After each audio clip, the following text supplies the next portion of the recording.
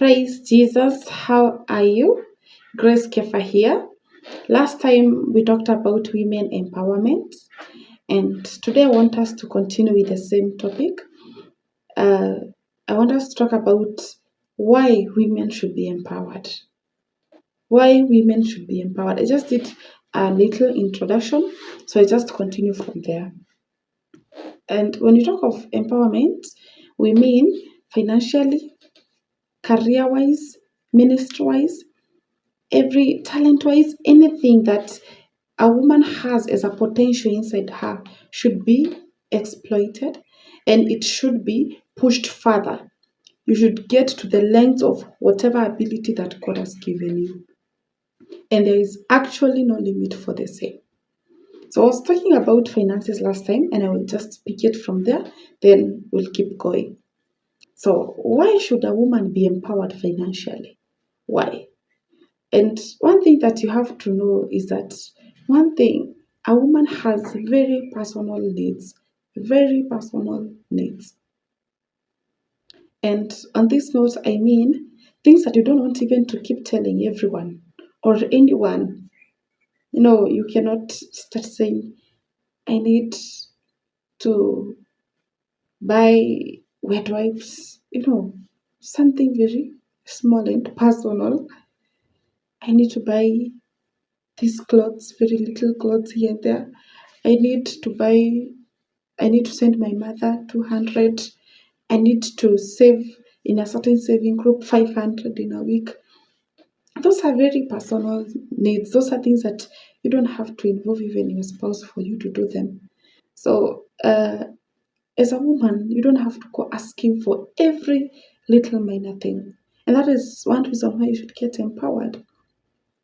Yeah.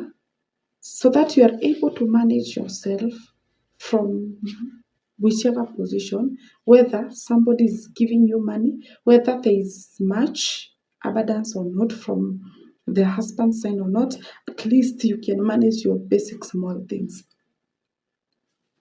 Secondly, you have your home.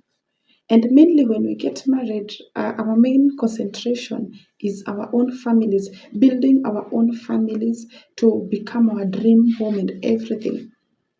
Remember, you have maybe a parent or guardians. Everybody's brought up by somebody. You need to respond to those people as much as you can. So you cannot depend on someone else to always support your own parents. I want to imagine your mother is calling you, please help me with 200. And already you're pressing your husband, please, 200 only for my mother. And then this other week you want to do the same, and this other week it might be very difficult.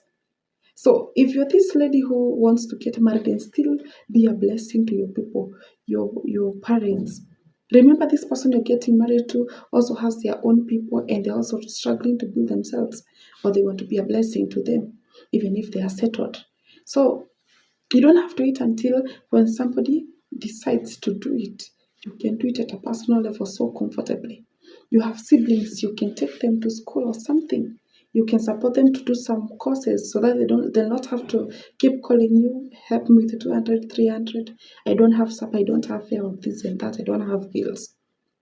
So very important for women to be empowered. Another thing is even matters serving the Lord. You know, you need to have a personal sacrifice on the altar. It doesn't have to be always somebody has to give you even little sadaka or an annual sacrifice. Somebody is giving you when you feel like blessing a certain servant of God, or even your own pastor, you want to borrow money. I mean, if I give you money for sacrifice, it means I'm the one who's going to be blessed. I'm the one who has given the money. So there are things that are so personal. You have to go there and give for your own self and take that sacrifice to the altar, expecting the altar to respond to you. At times you want to do missions, you want to do you want to go for conferences, you want to do meetings, they cost money. You don't have to be supported financially in such a big way, even by your spouse, for you to do them. Like, you'll not be at their masses. You can still do it whether being supported or not. Yeah. And this is life. Anything can happen. Somebody can get sick. That's another reason somebody can get sick. Some people are left by their spouses when they are very young.